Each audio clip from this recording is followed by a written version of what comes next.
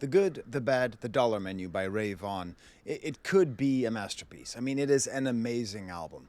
And I sort of feel a responsibility to try to do a great review.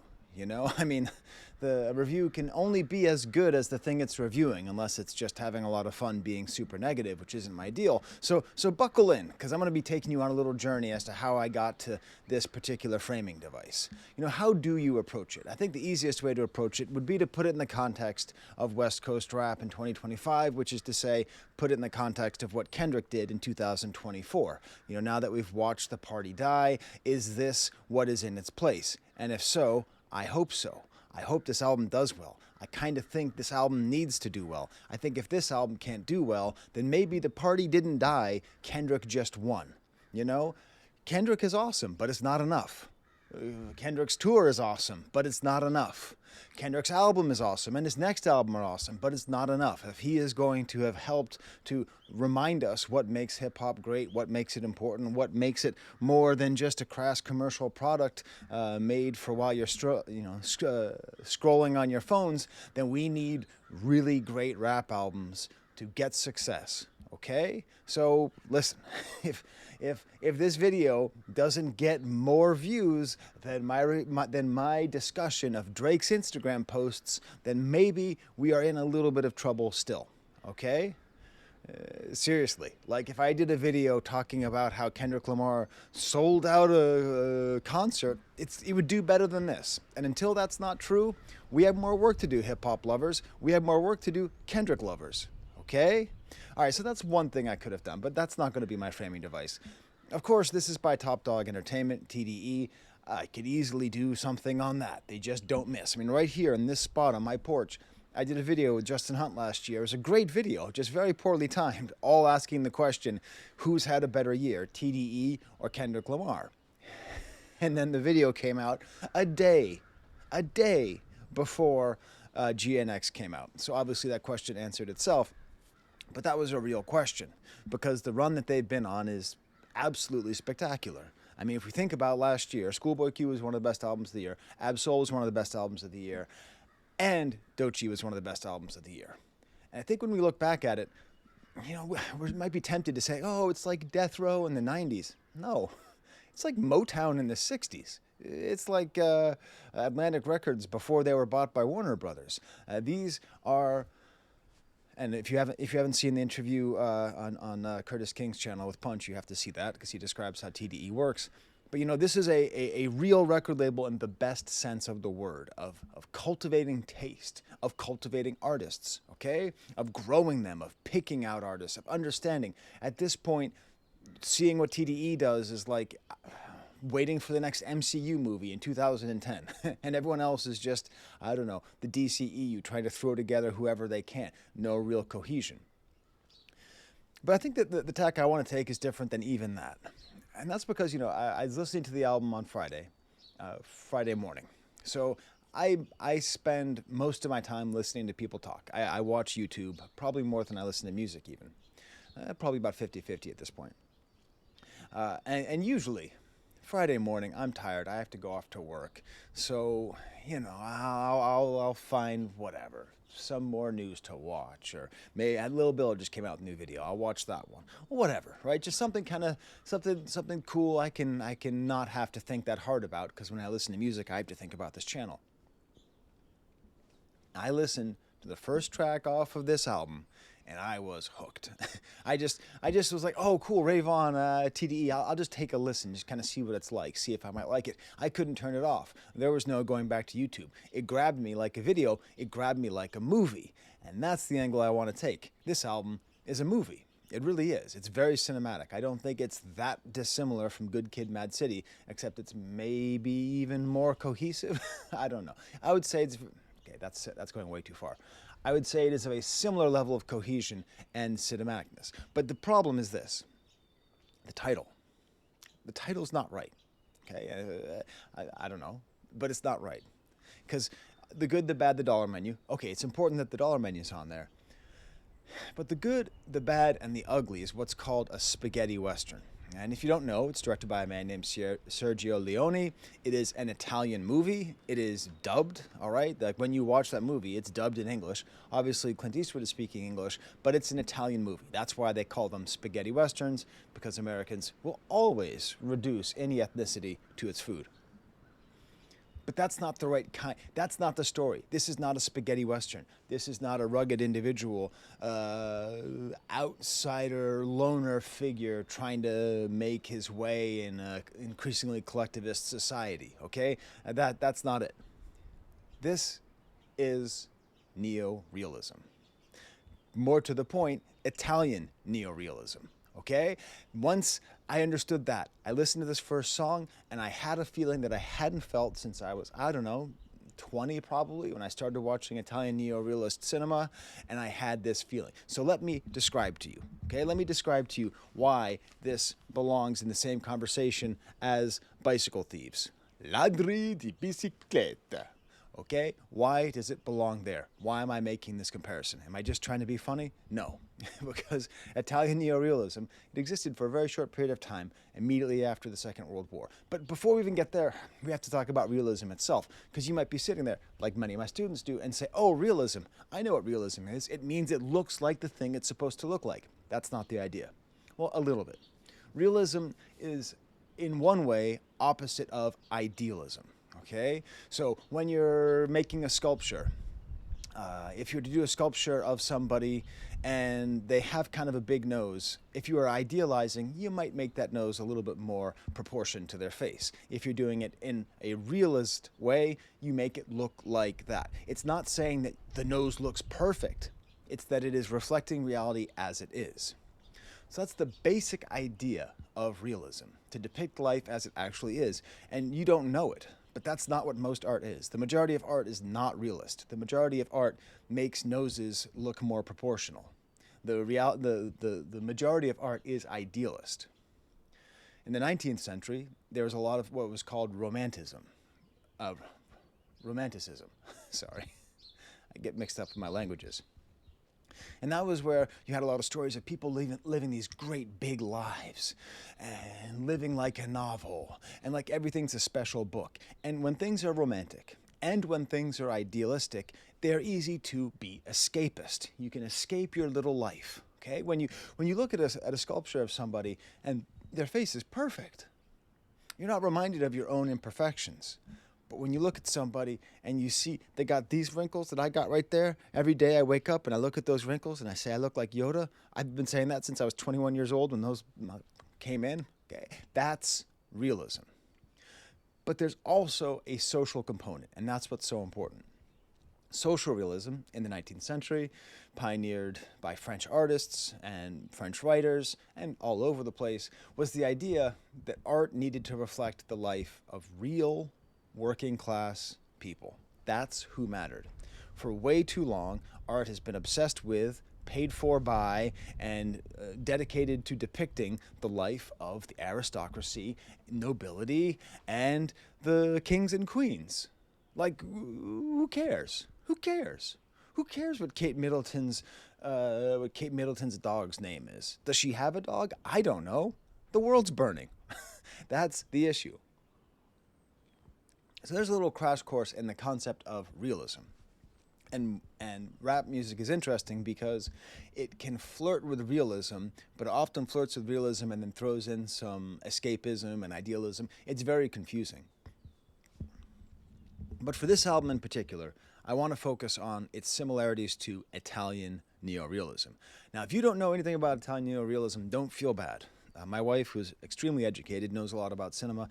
I asked her, and she said no, she'd never seen any of these movies. So that kind of shocked me. You know, my daughter's in a film class in her high school, and she'd never heard of it either. So I guess Italian neorealism is not too hot right now. But if you just follow me, you're going to see how similar in theme and style. So I am not saying that Ray Vaughn is sitting at home renting the movies of Vittorio De Sica or streaming them off of HBO, which is where they actually are, and this is what he's doing. I'm saying that there's these similarities. Now, maybe this is a social reality. I don't know. So neorealism, mostly in Italy. Italian neorealism, right after the war, they're bombed out.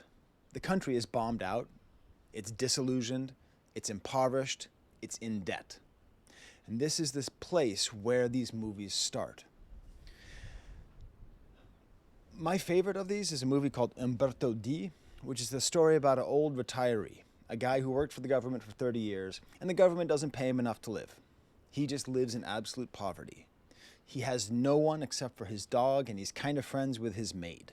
He has to sell everything that he has in order to afford rent. His landlord hates him. He gets sick, but that makes him happy because he can go to the hospital where there's a break, because he can be cared for. He contemplates suicide. He doesn't want to beg. He can barely even care for his dog. And the question is, does it end? How does it end? Is he going to, okay? Is he going to stand on a train track? Chicka, chicka, chicka, choo, choo, thump. Or is he going to live happily? Is he? No, he's not going to live happily ever after. Is he going to live, or is he going to exchange his life for nothingness? Pretty bad trade, but a lot of people make it. That's the story. And I think when we put this album in that context of a very clearly, we have a state that has failed the people. We have a person who is constantly struggling. There's one line from Umberto D where the guy says, to pay my debts, I'll have to go a month without food. That could just basically be a Ray Vaughn lyric off this album. So what are these similarities? Urban poverty, the failure of the state, an individual struggling to find his human and as a man in the face of systemic inequality and deep poverty. The masculinity is a huge question in both of them. Pride forcing them to misrepresent themselves or to lie to others. And the most important thing is that when I saw Umberto D, it really helped me to understand a lot. To me, it was the best depiction I had seen of what living in poverty was like. I'm very fortunate. I've never lived in poverty. So it's important that people who are not living in poverty have some understanding of what that might look like, of how that might feel. And it's not enough to just be poverty tourism, just be like, look at the pores, which is what it often is. So those are some aggressive birds. You actually have to get into the mind, and you have to, my favorite word, compassion, which means to suffer with. You have to suffer with people as they explain to you their life. You have to go through what they go through. And that's what I felt watching that 1952 movie. And that's what I felt listening to this 2025 album. I felt this great sense of compassion and understanding for how poverty destroys one's confidence, happiness, family, everything. There's also a formal aspect to Italian Neorealism, which I think shares a lot with this album. Number one, non-actors. They just would hire people. Umberto D was played by some random professor. Truly, not an actor. They filmed on location and not on sets, which makes it a lot more unpredictable, but makes you feel really rooted in the urban situation where they're filmed. And finally, they are in vignettes, which is to say, not one big story. And that's what this album is. Non-actors, Ray Vaughn. He's a rapper. He's definitely a rapper. But he's sort of a non-actor. He's not, I don't feel like he's trying to put on any kind of kayfabe or trying to put on any kind of act. I feel like he's just being himself. He's not rippity rap. His lyrics, some of his songs, he doesn't even rhyme for a lot of the verses. He's not really trying to blow you away with his words and with his rhyme schemes and mosaic rhymes, etc. Nor is he a master, nor is his voice particularly compelling. He doesn't have some unforgettable voice where you hear it and go, that's Ray Vaughn. He just has no posturing. He's just like Ray, even his name, Ray Vaughn. That's his first name turned into two names, but still, it's just Ray Vaughn. It's almost anonymous. He's almost like somebody who has plucked himself off the street to tell you his story. Non-actors. Number two, filmed on location. This album is so much about Long Beach. Specific restaurants, specific stores, specific streets. It's like a tour. And much like in Umberto D, where we have these crucial scenes filmed in front of the Pantheon, in this album we have all these crucial scenes filmed in front of the Polly Burger, which is a burger place that really exists in Long Beach. I've never been to Long Beach. I lived in LA, but getting that far west, there's too much traffic.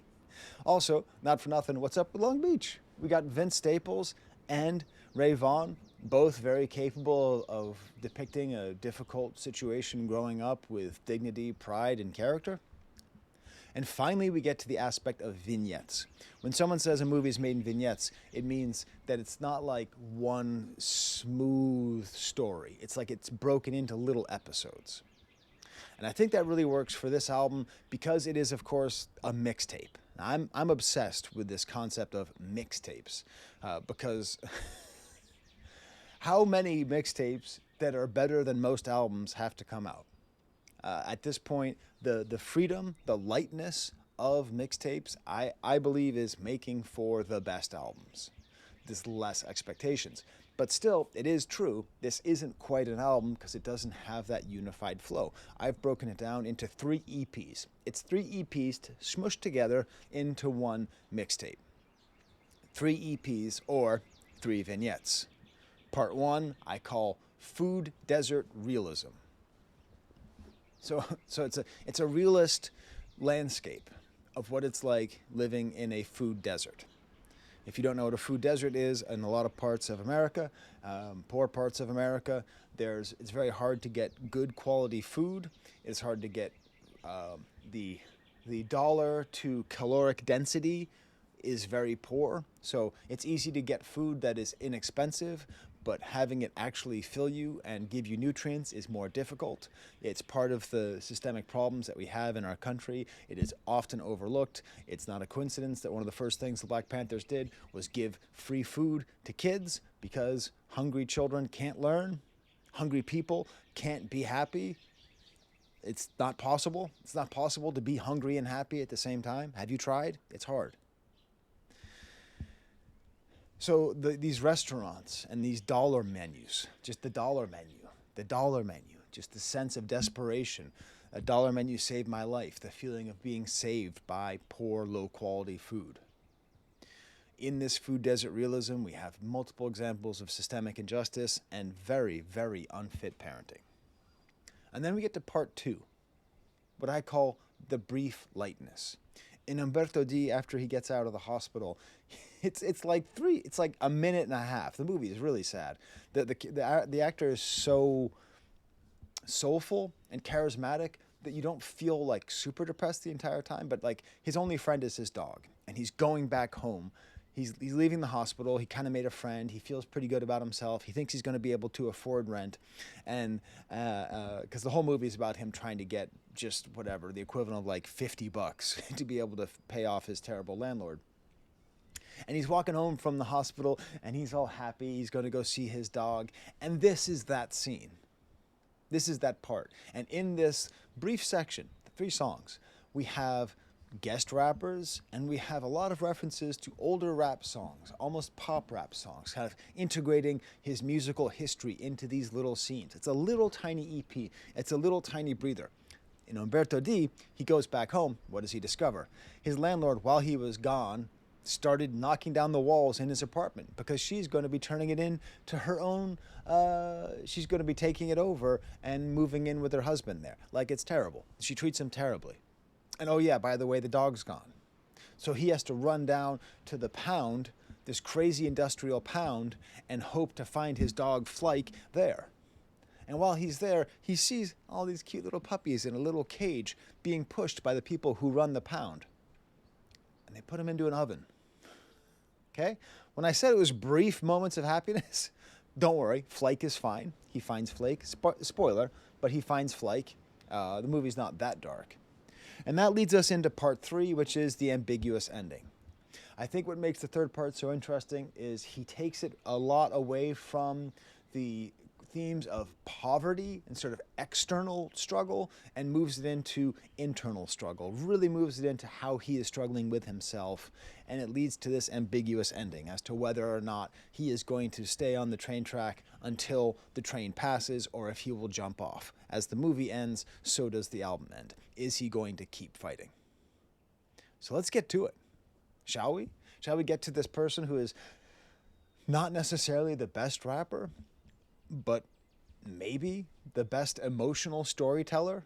Because he's not just telling stories like, I went down and I saw Kiki, and Kiki told me that there was someone looking after me, so I dug down and saw my dad. You know, it's not like that.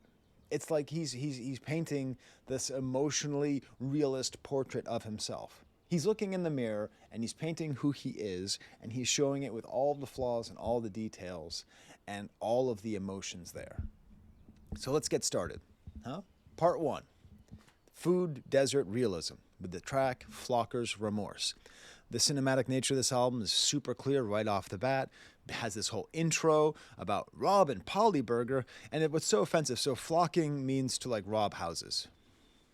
Did I have to look that up on Urban Dictionary? You tell me. 47-year-old dude in his bathrobe on his back porch. Yeah, I had to look that up. I'm not from California. That's what flocking means. So he's going to flock Polly Burger, and it's interesting because Polly Burger's like, man, those people know you. They're part of, like they've known you forever. They've known you since you were a kid. It's like part of his community. And then this great sad piano and the strings build up, and then we have the whole Umberto D opening verse. You know, I can always tell when an album is great, when I have a hard time not just putting all of the lyrics in my notes. So I don't have a script, I just have notes, and I reference those notes. But like for lyrics, I write, I cut and paste them. I got bills piling up, fridge empty too, 4 weeks straight, chicken noodle soup, call from my side bitch, said the baby's due, bucket catching all the rain from holes in my roof. Then the bass comes in. No drums anywhere here. Landlord beating down the door, but I ain't got the rent, so every dollar that I earned, I already spent. Do you get it? You see? This is his life. He's describing this financial precarity, which is a fancy way of saying being very poor. Air your business out, that's why I'm always scared to vent. They say they love me all the time, but I still ain't convinced. I don't know if God's saying fuck me or my luck just gone, because every time I turn around, it's something else going wrong. That invented flocking, I bet he was broke. If I leave the house and come back with nothing, it's a long way home. If I leave the house and come back with nothing, it's a long way home? Okay, go ahead. It's not enough. It's not enough to get excited every time Kendrick wins a Grammy.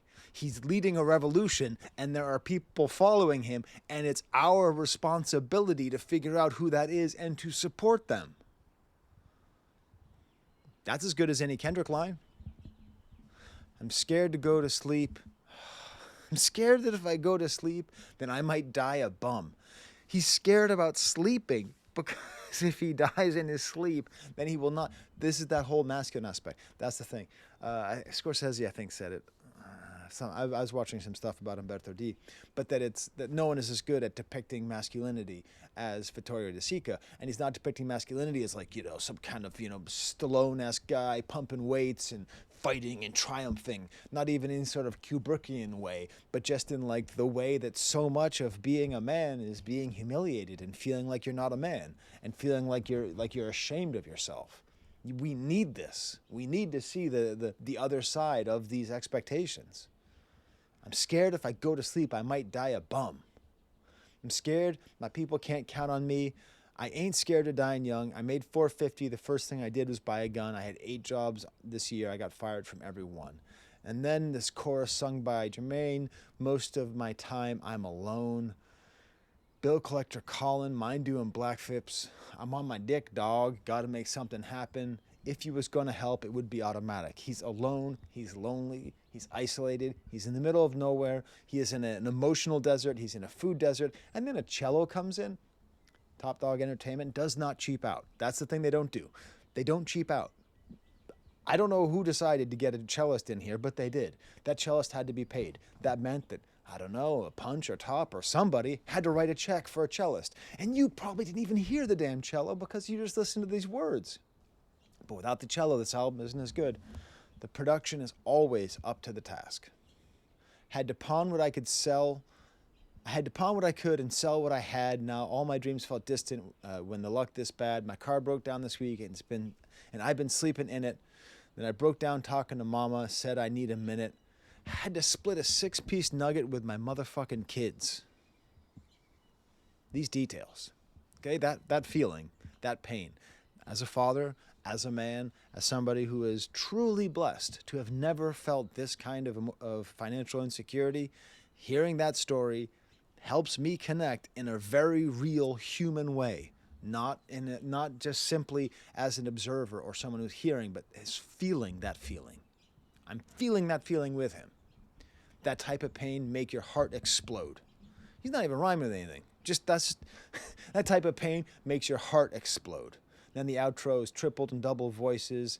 And then he says, I don't want to be on a t-shirt. And this album's very, very connected. Especially the first 5 tracks, this first part 1, Food Desert, Realism, it's very connected. Leads into the song XXXLT, because he just said t-shirt, now he's talking about t-shirt. A lot of this album, too, is looking back on his past, looking back on how he was raised, what things were like when he was a kid back in '05. The drums come in with some flute sounds, a little more West Coast style. Now he's got a faster flow, this great kind of 2-syllable punchline at the end of the phrase. The chorus has some horn sounds, get rich, get straight to it. When he's talking about getting rich and getting money, it feels a lot more immediate. And he even quotes Skilo. He rhymes that he wished he was a baller and taller. If you don't know Skilo had a one-hit wonder.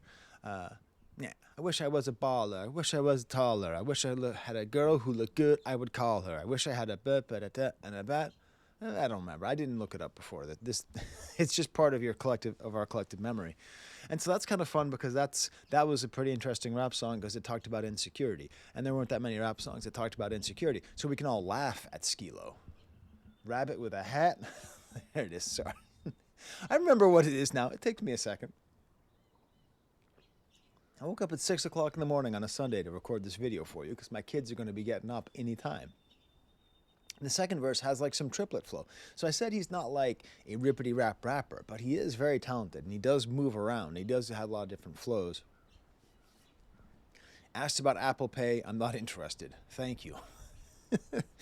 Security said I can't be on the premises. Don't give me the room because I'm wiggling. I knew I could F her. She giggling. I know I could F her. I'm Himothy. She look at my face and see Benjamins. I don't know how to trick because I penny pinch. Constantly, he can't do the things that other people do because he is constantly thinking about money. Constantly. And he talks about getting $1. And that leads into the song Dollar Menu. Everything leads in together. Now this song, what are you supposed to even do with this song? This song is so fucking good. What are you supposed to do? This song's good. The video's good. Check out Curtis King's analysis of the music video. It's very fun and very well done. Sleep for dinner. This slowed down. Sleep for dinner. Hungry nights. Dollar Menu saved my life. He says sleep for dinner about 10 times. Do you understand that when he's saying this so many times, he's emphasizing, he's putting an image into your head of what hunger is like. And sleep being dinner. The thing that you eat to give you sustenance is turning your consciousness off. That is his technique. I don't know. I'm a very emotional guy, and art makes me feel a lot. But this really is top level. Mama and Alkey, that's how it starts off. Mama and Alkey, stepdad, a dope fiend. Just right off the bat, talking about these difficulties. Know how to sell drugs, know how to sell dreams. Age of 14, I was doing my own things, but mama, I'm hungry. Because last night, I had sleep for dinner. And he even says it in a funny way. And I think that's on purpose. He's trying to, keep sleep for dinner. You know, he's saying it in sort of like a light, kind of funny way. Sleep for dinner? Ha, ha, ha, ha, ha, ha. And all of these details. And that's the thing. When we think about Italian Neorealism, Again, when you think about Vittorio De Sica, it's these little details. It's the way that things are shown, the way that routine is shown, the way that boredom and privation is shown. It's small movements. It's small, like wordless acting. There's so much about their ability to communicate so much emotion with just small details.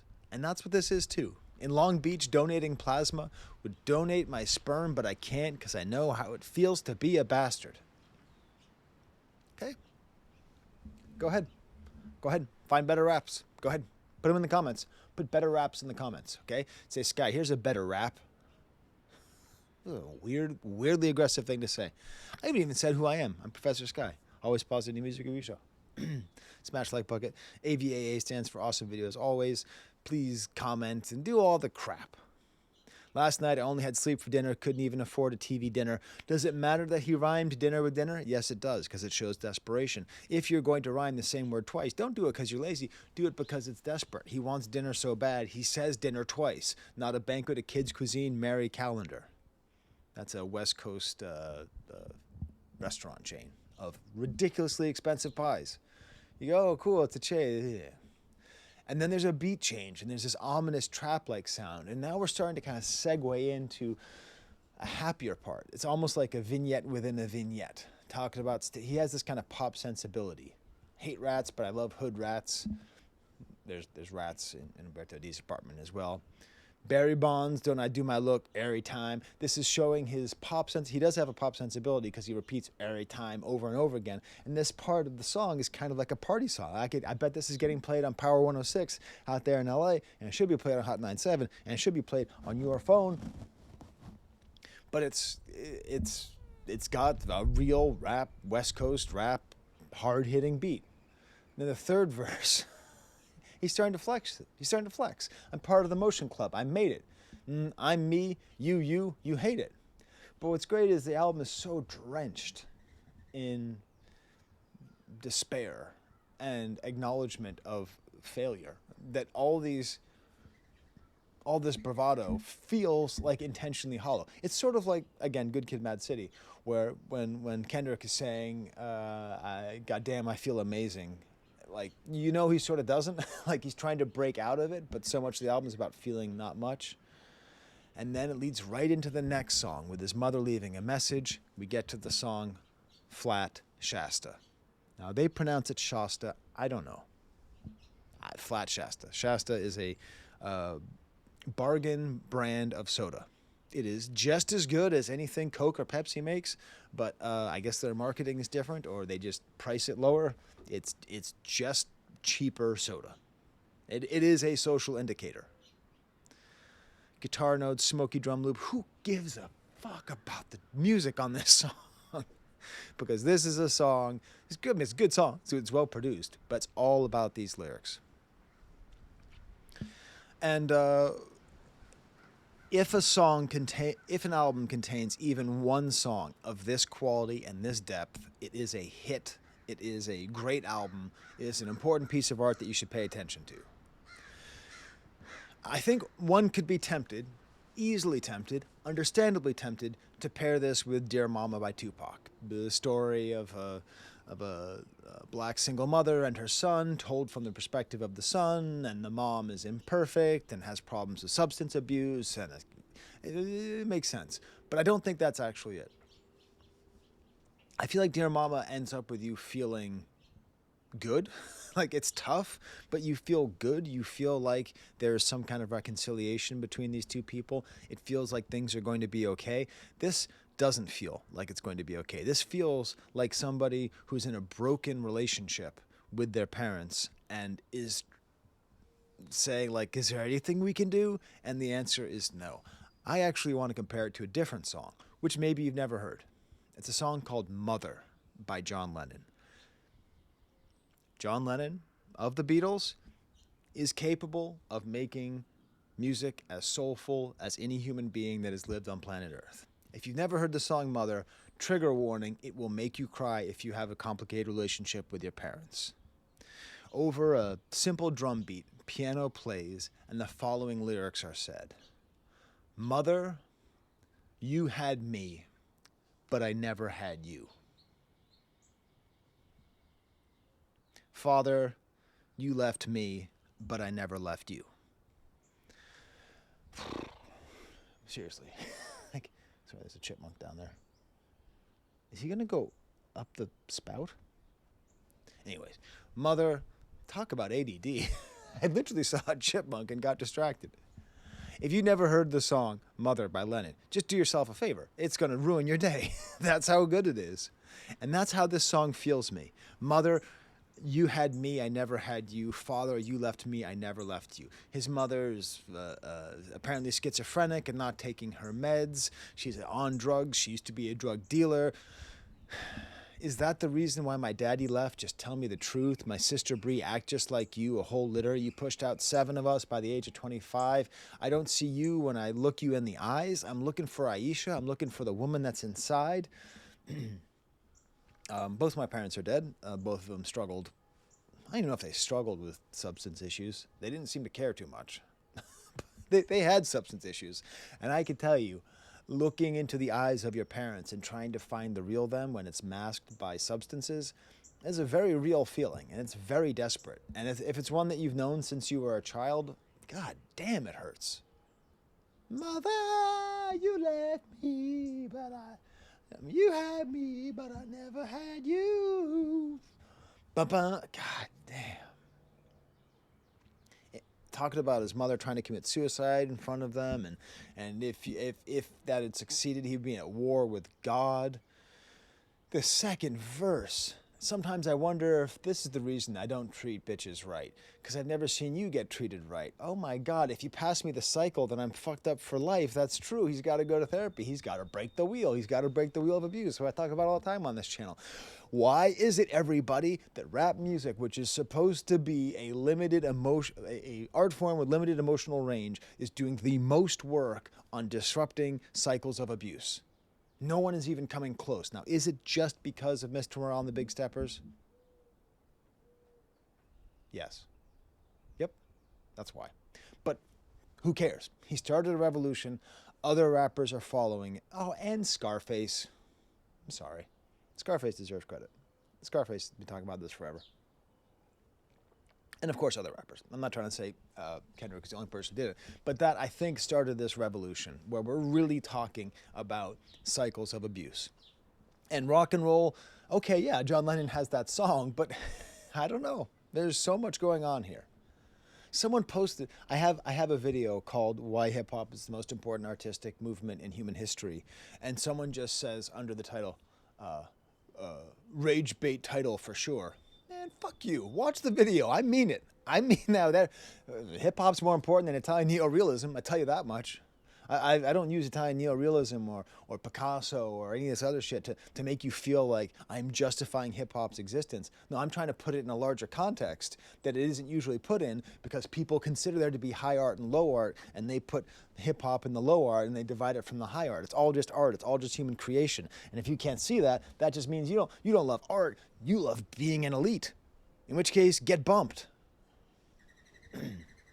Thank you for punctuating my point, Turtle Morning Dove. That's so goofy. Just let me know what happens when all the hugs run out. Mama, what do I do when all the drugs run out? So the cycle is continuing, because now he's on drugs. The bubbles are gone. The damage is done. But keep pouring my love into your glass, praying one day the storm is going to pass. I need you bad. I need you bad. Repetition to the woman that smoked weed with my brothers right before class, to the woman I love more than my fucking dad. Can I borrow your joy? Because I ain't felt that since a child.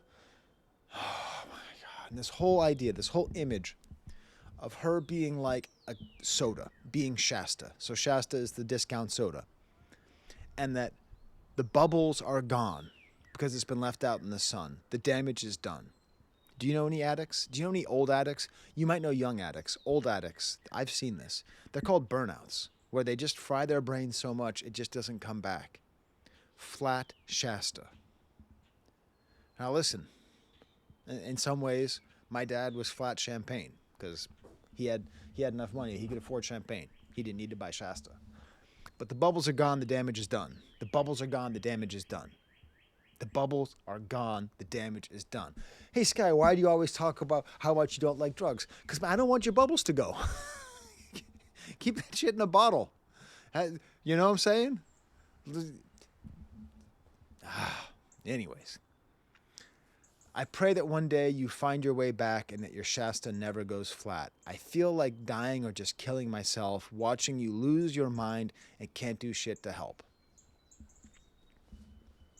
You cannot get better than this verse, because he's showing how his depression is linked to the lack of secure attachment, to the lack of love, support, and care of his mother, and this feeling of helplessness is making him want to end his own life. And this feeling of helplessness in his personal relationship is echoed by his feeling of helplessness from society and from his desperate poverty. It's all linked. It's all connected together in this terribly sad story of this completely forgotten man who manages to make something that makes sure you will never forget him.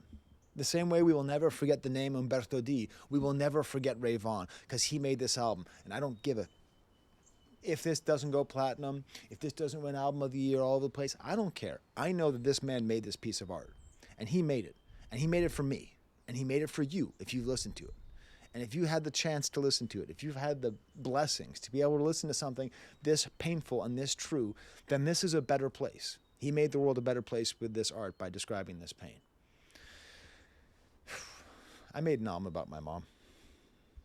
It's interesting. I have it on Bandcamp. You can check it out there if you want. It wasn't particularly great, but I made it when I was like 24 because I was trying to figure out my mom. But I couldn't do as good of a job as this. And then again, we're at the last part of this first section. Get down to like you drank all my Shasta, get down to the dairy.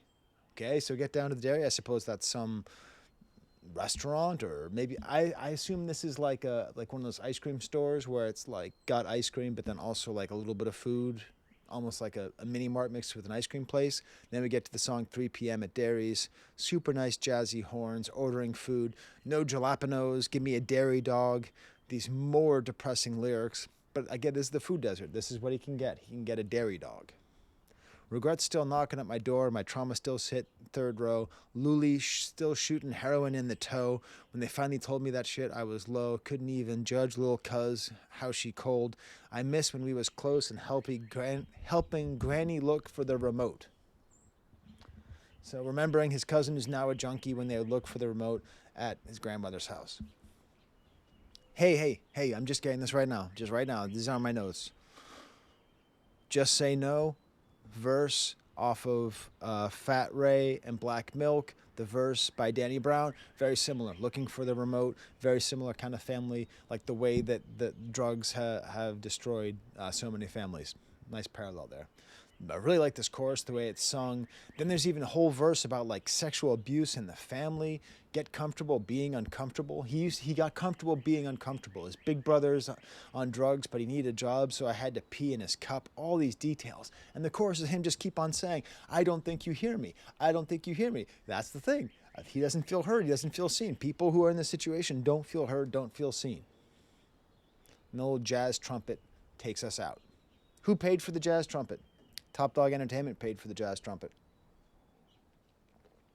And you need that real jazz trumpet.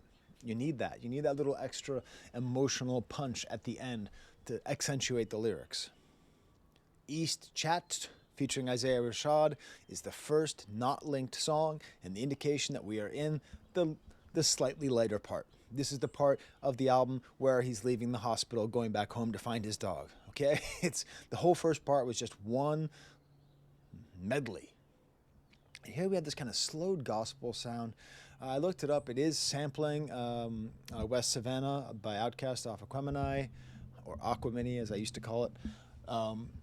And it sounds to me like also Hip Hop Hooray by Naughty by Nature. Not because I hate you. It sounds like Naughty by Nature, Hip Hop Hooray. Oh, hey, it has that kind of hey, oh, and you don't expect that on an album so sad here. This nice light chorus, 808 sounds. Imagine how it feels to give a fuck. Isaiah Rashad's verse is great, and Ray's verse is super strong to start off with. It's all about the misery of cockroaches and cocaine. It's still sad, but it's a little bit lighter. Clown Dance featuring J-Rock has this chopped up, okay. Do do do do do do do do do do do. Okay, real ones will know that's a sample from Rex and Effects, Rump Shaker, Shake Shake Your Rump, which would then be sampled by Jay-Z on that song where he goes, "What do you want from me? I'm sorry." I don't know why I said that like Adam Sandler's impersonation of his mom. Lunchtime Kids. No, real ones know that's a sample from Lafayette Afro Rock Band, the same band that brought us the hi-hatchy beat. You know, that's the drum beat from Nobody Beats the Biz.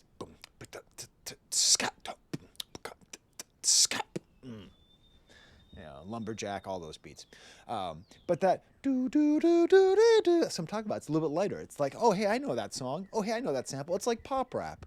But then there's all these layers of voices and this organ, this nice little bounce beat. If I'm a crash dummy, then let me be. I need that gas money, that EBT. Just give me all the snap on the petrol. Yeah, I love that fast money, that PPP. Had nothing till EDD. These are all terms, EBT, PPP, EDD. They're terms for like governmental handouts that people need in order to live. So PPP is for COVID. EBT, that's what we used to call food stamps. EDD is the Employment Development Department of California that offers, quote, various loan programs and financial assistance. Constantly about the precarity of the situation that he's in, relying on this money that is obviously not doing enough. I've been flocking, I've been thieving. It's stuck in my head. I'm singing it. I ain't scared of shit, but my mama's belt in that DA. Don't like it. J-Rock has an awesome verse. He's really good counterpoint to Ray Vaughn on here. All about this concept of sort of having to rob, having to flock. That's why it's probably Bicycle Thief is maybe a better entry point. It was voted the 6th best movie of all time in the most recent survey. It used to be at number 1 forever. Bicycle Thief is about a dad who needs a job, so he gets a job putting up posters, but he needs to have a bicycle. So his wife sells their only pair of sheets. That was her dowry, because that's how poor they were. The dowry was sheets. Goes to a pawn shop, sells the sheets, able to buy a bicycle. His first job, he's on a ladder, he's putting up the advertisement, and someone steals his bicycle. So he has to spend the entire movie trying to find his bicycle, trying to find who took his bicycle. And then at the very, very, very end, he sees a bicycle just sitting there. And is he going to take it? That's what crime is, everybody. That's what crime is.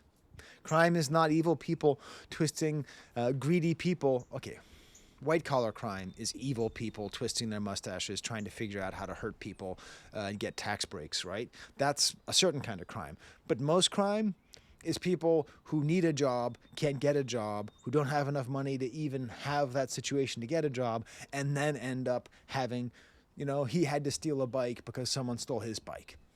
And because he went to the cops and the cops didn't even help him at all. They just laughed at him. So, I don't know. Italian Neorealism, it's alive and well in Long Beach, California. And then we get to look at God. The fact that this album can have Look at God and Flat Shasta. I apologize to all you who do not like that pronunciation. Flat Shasta. I got so many little chipmunks down there. It's going to be a problem. I'm looking at you. I see you. I see you, Chippy. The fact that an album can have Look at God and Flat Shasta in the same album is just amazing. Because this is like a West Coast banger. This made me skipwalk.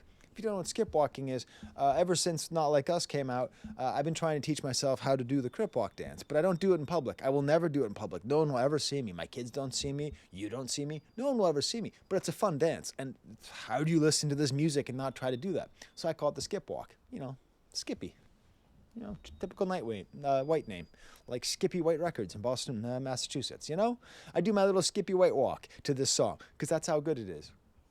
This bass stutters, these woozy synth hooks, just the space in this beat. It's not a mustard beat, but it could be a mustard beat.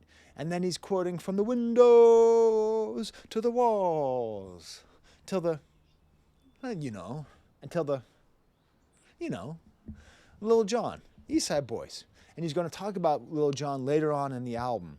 And he's quoting this and this amazing chorus about looking at God. And he's saying it like in a way like saying like, you know, look at me, look at that person. But he's also saying like, look at God.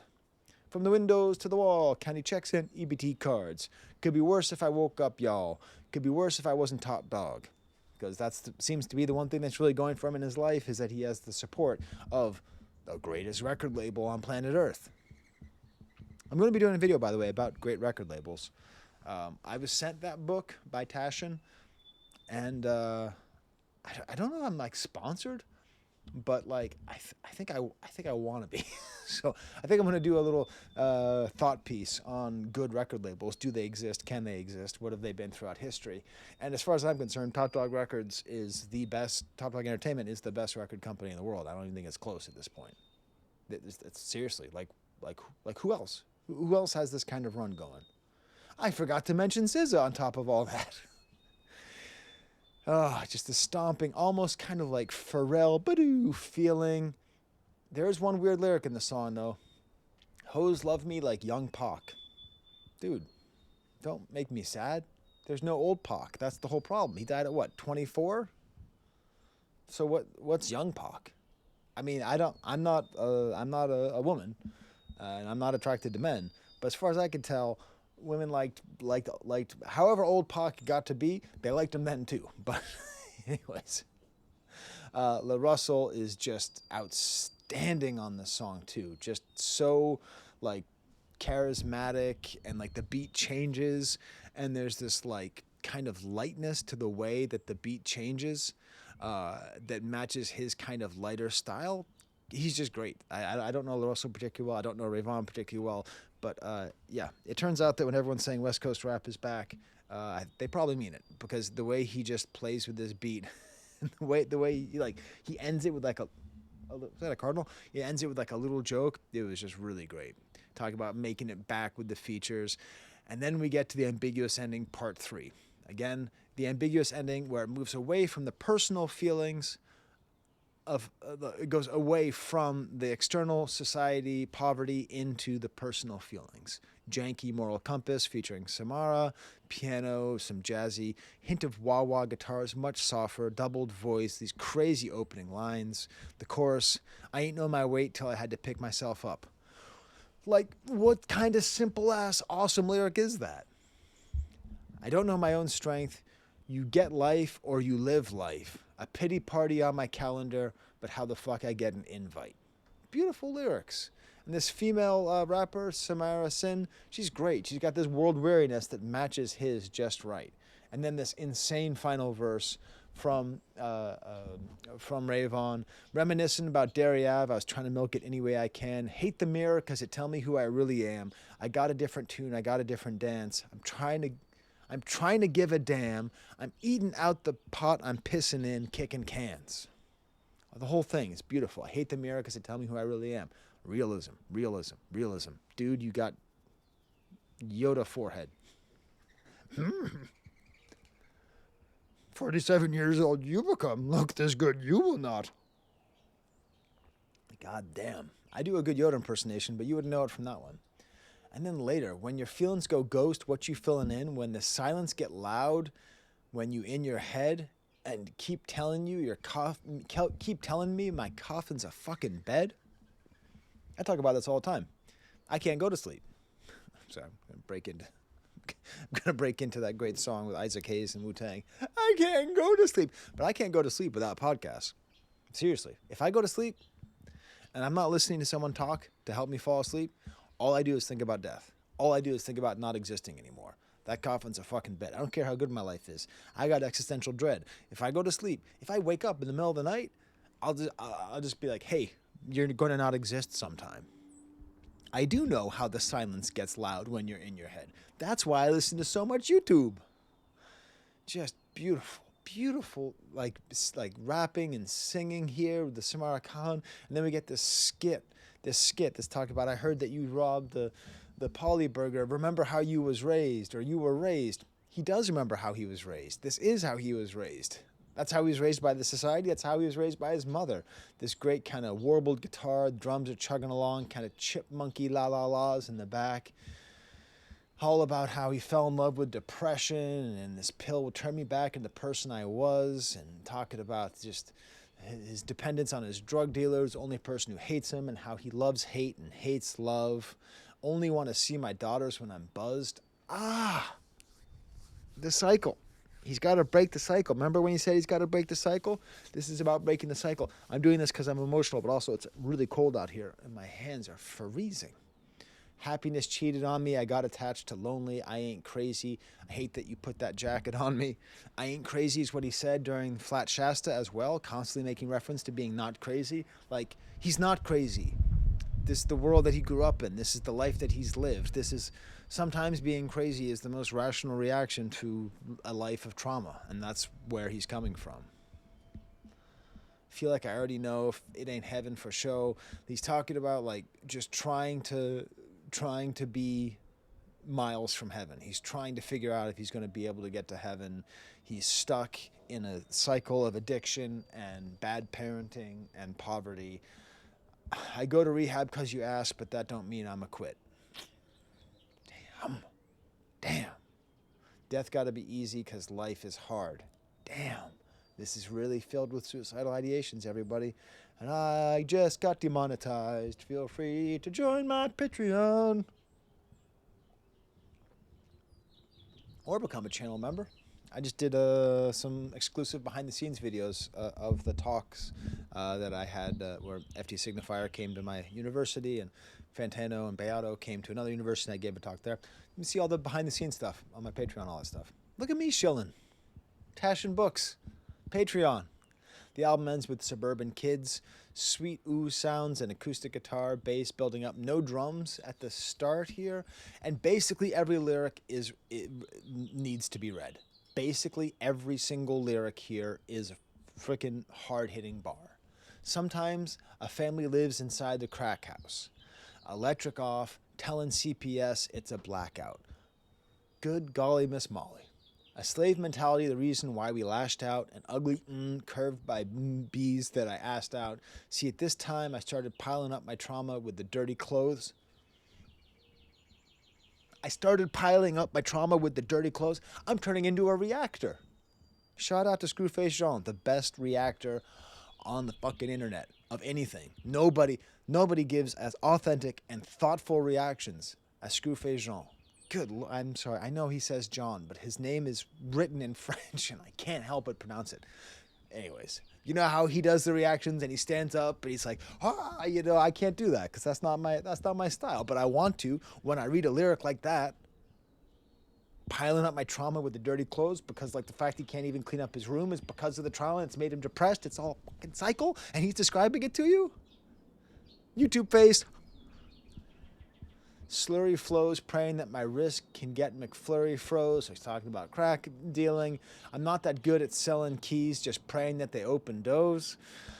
The Simpsons, I just wanted Mo. Second reference to Simpsons on the album. Dude's a Simpsons fan. Gotta love it. I cried at all my early shows. He's crying like I'm crying about the airplane and all these birds that are making the audio not working, and now it's windy. 7th grade, living with Dante, our life was crumbling. Tongue kissing Maggie and Irby put me on punishment. Dysfunctional but functioning. Little John was playing on the radio. From the windows to the walls. This whole album is really very well linked and cohesive, even though they call it a mixtape.